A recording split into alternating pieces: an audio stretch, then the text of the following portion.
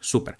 Ahora, en pagos definitivos es el más padre, porque solamente podemos o vamos a pagar hasta el 1% de ISR y el 8% de IVA. La retención que nos haga la plataforma se va a considerar definitiva, es decir, no tengo que acumular mis ingresos, nomás tengo que hacer la declaración poniendo cuánto gané, cuánto me retuvo la plataforma y se acabó. No estoy exento de presentar la declaración anual. Sin embargo, si tuve otros ingresos, pues hay que hacer la declaración anual, ¿no? No podemos aplicar deducciones. Digamos, el beneficio que nos están dando de ya pagar poco de impuestos, pues prácticamente es que ya no puedo hacer deducciones. Ahora, hay gente que dice, bueno, pues es que es mejor hacer deducciones. En algunos casos, si tú proyectas que a lo mejor durante los 5 años que tienes que mantener este régimen, pues vaya, no sé ni cómo ponerlo, esta opción de pagos provisionales o pagos definitivos, si tú proyectas que por 5 años vas a estar teniendo pérdidas porque tienes que comprar mucho material o producto, etcétera, bueno, a lo mejor te pudiera convenir pagos provisionales, porque si no estás teniendo utilidad, estás teniendo pérdidas, en pagos provisionales tu impuesto a pagar sería cero. ¿Okay? Es decir, toda la retención que te hagan va a estar de más y te la tienen que regresar. ¿Okay? En pagos definitivos, si estuvieras pagando lo que ya te quitó la plataforma, ¿no? Solamente en ese caso, ¿por qué? Porque si estás en pagos provisionales y por más que le metas deducciones y quedes en el escalón más bajo, sigue siendo el 1.92%. Nosotros tenemos el 1%. ¿Ok? Entonces, viéndolo por ahí, convendría pagos definitivos. Y por último, pues hay que presentar un aviso para poder utilizar estos beneficios. Muy importante, ¿no? Este aviso. Ahora vamos a ver un ejemplo práctico. De entrada hay que ver el tema de pagos provisionales, que como bien dijimos, son nuestros ingresos menos nuestras deducciones autorizadas, que son nuestros gastos empresariales que nos dieron factura, cumplimos con los lineamientos y requisitos que nos dio el SAT. ¿Ok? Entonces, esta es la tabla que les mencionaba, que empieza en el 1.92% y sube hasta el 35%. ¿Cómo funciona esta tabla? Tenemos estas 4 columnas, límite inferior, límite superior, cuota fija y los porcentajes de ISR. ¿Ok? Entonces, de entrada estas dos son rangos, del 0 al 600, del 600 al 5000, etcétera, etcétera, etcétera. ¿Ok? Entonces, ¿qué tenemos que hacer? Encontrar nuestra base gravable en esta tabla. ¿Cuál es mi base gravable? Ya bien lo dijimos, ingresos menos deducciones, 10,000 de ingresos supongamos que tuve. 4,000 de deducciones, pues mi base gravable es 6,000. Entonces, aquí va del 0 al 600, pues ahí no. Del 600 a 5,000, no, ahí no. Del 5,000 al 9,000, ahí está. ¿Okay? 6,000 pesos. Lo que me dice el SAT con esta tabla es que por el simple de hecho de haber ganado yo como mínimo 5,470, que es esta fila de aquí, pues yo tengo que pagar 321.26, que es lo que estamos plasmando en el límite inferior y en la cuota fija. ¿Okay? Ahora me dice el SAT, lo que haya excedido, o sea, si ha sido mayor a 5,470 sin superar los 9,600, que es el excedente, tú me tendrás que pagar el 10.88%. Lo plasmamos aquí también. Mi utilidad menos lo que ya estoy pagando de impuestos, que es la cuota fija, me da un excedente de 529. A eso es a lo que le voy a tener que aplicar el 10.88% y me da un ISR a pagar por ese excedente de 57.56 pesos. A eso le sumamos lo que ya nos dijo el SAT que le tenemos que pagar, que son los 321, y me da un ISR a pagar total de 379. Pero adivinen qué, Amazon o Mercado Libre ya me retuvo el 1%. En este caso, el 1% de 10,000 son 100 pesos. Es decir, cuánto le tengo que pagar al SAT, cuánto ya le pagó mi plataforma al SAT y tengo que pagar la diferencia, 279 pesos. Ahora, ¿qué pasaría? Y déjenme aquí cambio esto a blanco. ¿Qué pasaría si ingresos tuvimos 2,000? ¿Okay? De entrada hay una pérdida, como pueden ver, 2,000. Entonces, como no puede haber aquí pérdida, porque así no funciona el impuesto sobre la renta en personas físicas, solamente no hay utilidad. Es decir, que es cero.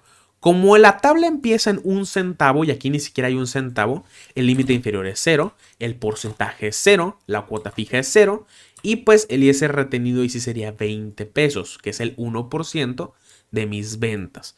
Pero como no hay un impuesto a pagar, entonces esos 20 pesos están a favor. ¿Ok? Se pueden pedir en devolución o se pueden dejar ahí para poder usarlo cuando haya un ISR a pagar.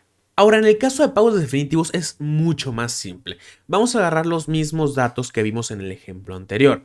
10,000 pesos de ingresos, independientemente de los gastos que hayamos tenido. ¿Por qué? Recordemos, pagos definitivos no puede aplicar deducciones, entonces ni siquiera los tenemos que considerar, es decir, ni siquiera tienen que venir en el cálculo. Simple y sencillamente, vendí 10,000 pesos, tengo que pagar 100 pesos, la plataforma me quitó 100 pesos, ya no tengo que pagar nada más. Ahora prácticamente ya vimos la teoría, ya vimos un poquito de la práctica, que ojo, estos Exceles que vimos van a estar para descargarse en el link aquí en la descripción del video, así que si los quieren descargar pueden irse yendo para irse a descargarlos. Ahora, antes de irnos, sí quiero ver algunos temas o puntos finos, ¿no? Del régimen de plataformas digitales, sobre todo en cuanto a ventas de Amazon y Mercado Libre. De entrada, hay que recordar que el SAT nos dice que el total de nuestras ventas tiene que tener factura. Oye, pero es que a mí no me pidieron factura. Tiene que tener factura. ¿Qué factura tengo que hacer en este caso? Una factura a público en general.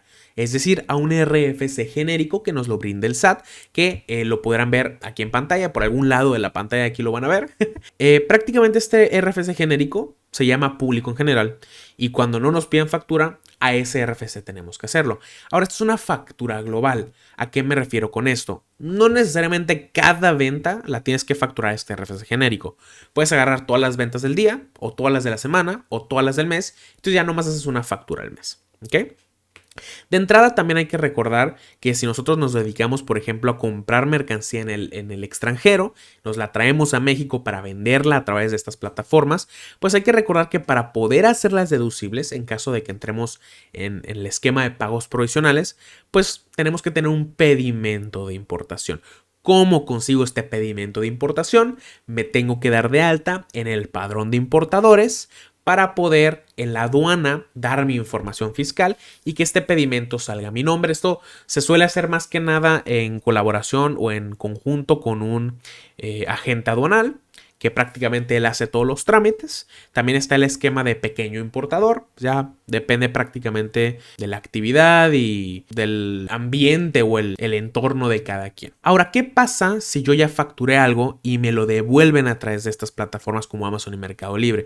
Bueno, de entrada ahí es bastante sencillo. No puedes cancelar la factura, porque ahora con los nuevos lineamientos que plasma el SAT para el 2022, pues sería un error cancelarla porque te lo devolvieron, ¿no? Entonces, si tú lo haces así, el SAT en un proceso ya de revisión te puede decir que esa cancelación está mal y te puede multar con hasta el 20% del valor de la factura. ¿Cuál es la manera correcta en cuestión fiscal de hacer este tratamiento? Tienes que hacer una factura de egreso, también llamada nota de crédito. Esta nota de crédito va a ir con uso de CFDI de devolución. ¿Okay?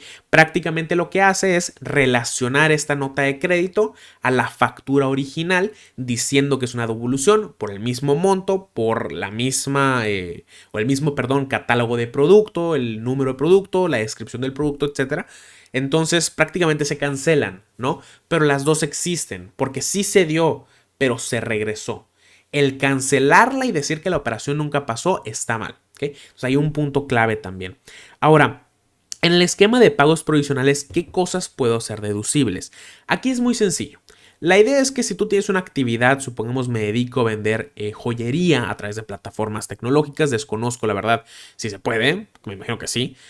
La idea es que todo lo que yo pueda relacionar a esa actividad como gasto, lo puedo hacer deducible. ¿Okay? Por ejemplo, la compra en la joyería, pues obviamente es deducible. Pero si tengo que ir a recogerla a algún lugar en mi coche, la gasolina es deducible y el coche puede ser deducible. Ahora, hay puntos clave de cada cosa cómo la podemos hacer deducible. Por ejemplo, en coches no lo puedes deducir todo. Tiene un tope, que es 175,000 pesos. No lo puedes meter esos 175,000 pesos de jalón. Tiene que ser 25% anual, un esquema de depreciación de activo fijo o de inversiones, etc. Ahora, hay cosas que aunque uno pensara que sí se pueden hacer deducibles, el SAT nos pone limitantes. Por ejemplo, en comidas en restaurante, el SAT pone que los gastos en restaurantes solamente serán deducibles hasta cierto porcentaje, que están rondando por el 6-7%, ¿no? Prácticamente nada si lo consideras con el 100% de la factura. Entonces, hay un tratamiento que se le puede dar, que es el de gastos de viaje. ¿Okay? Pero para que sea un gasto de viaje tiene que cumplir con ciertos lineamientos. El principal, que esté a más de 50 kilómetros a la redonda. Pero también el SAT, en un proceso de revisión, que bien lo dijimos, te puede pedir información como, a ver, si fue una comida de negocios, dame evidencia que demuestre que fue una comida de negocios. Por ejemplo, una minuta o temas a tratar, algún documento firmado en ese momento, etcétera.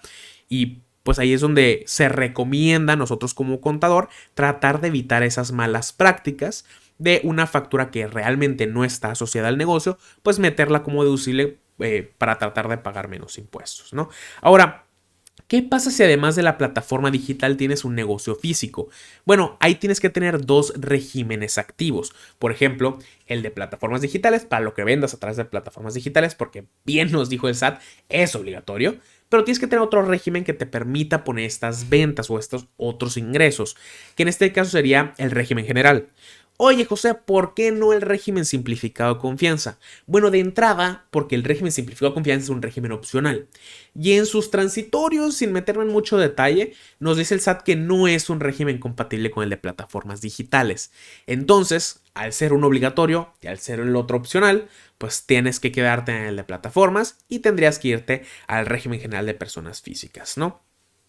Y bueno, chicos, prácticamente fue todo el contenido que teníamos planeado para ustedes. Espero que les haya servido muchísimo. Ahora, un punto antes de que nos vayamos. Me encantaría si ustedes nos pueden dejar en los comentarios cualquier duda que ustedes pudieran tener que quedó acerca del curso. Sin problema alguno, nosotros se las contestamos. También, si tienen algún otro tema o curso que les gustaría ver, adelante, pónganlo como sugerencia, nosotros los tomamos. Entonces, ahora sí, les agradezco mucho por haber tomado el curso y nos vemos en el siguiente. Adiós.